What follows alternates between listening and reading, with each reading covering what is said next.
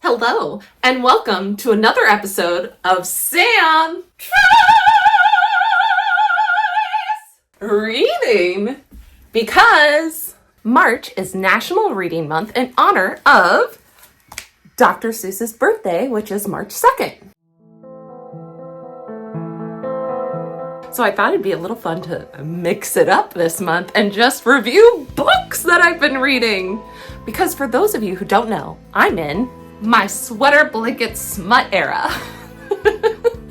That was started because of my Hobbit challenge I did in September, where I tried to walk 4 miles a day to get from Baginton all the way to Rivendell, which was 120 miles. During that time, I stopped at the Ripped Bodice, and it has started an obsession. So stick around and let's learn about one of those smutty books I have read so far this year. Today, I'm going to tell you about Bride by Ali Hazelwood. I love this book. I literally read it in 2 days, which for someone with dyslexia is a really big deal.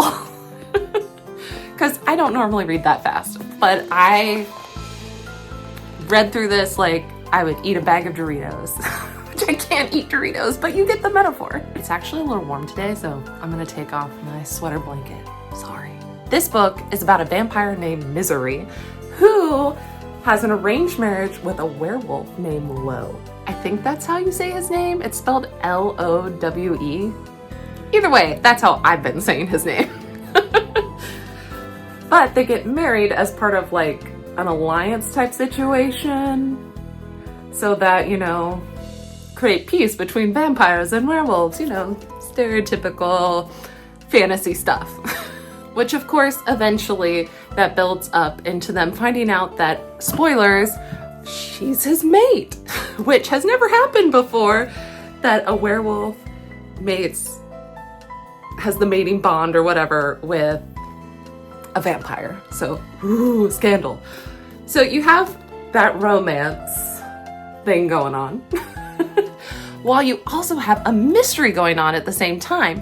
Her human friend, I'm not going to spoil that part, but read the book and you'll find out more about what I just meant by that, has gone missing. She's a reporter and she has disappeared. So Misery is trying to find her.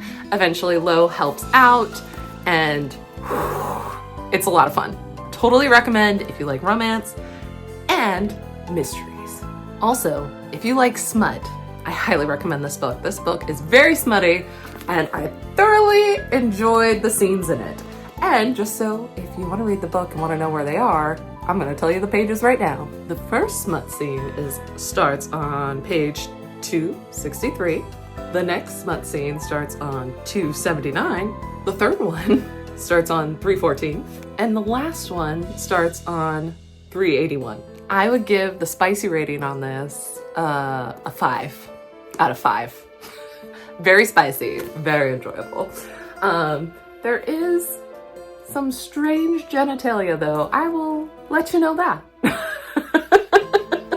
Werewolves, I guess, are a little different than humans. The only thing that I didn't like about this book was the first time they really got into it. They kind of had he treated her not so great, and that rubbed me the wrong way.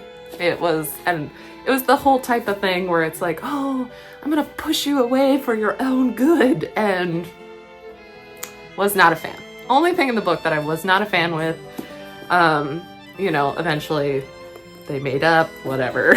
But I was like, it felt very out of character for me personally. And I was like, this doesn't feel right.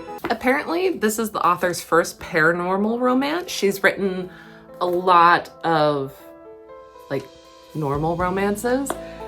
I hope she writes more of these because this was really good, and I'm tempted to go read the normal romances, even though I'm more of a romantasy, fantasy romance girl. I think they call it romantasy.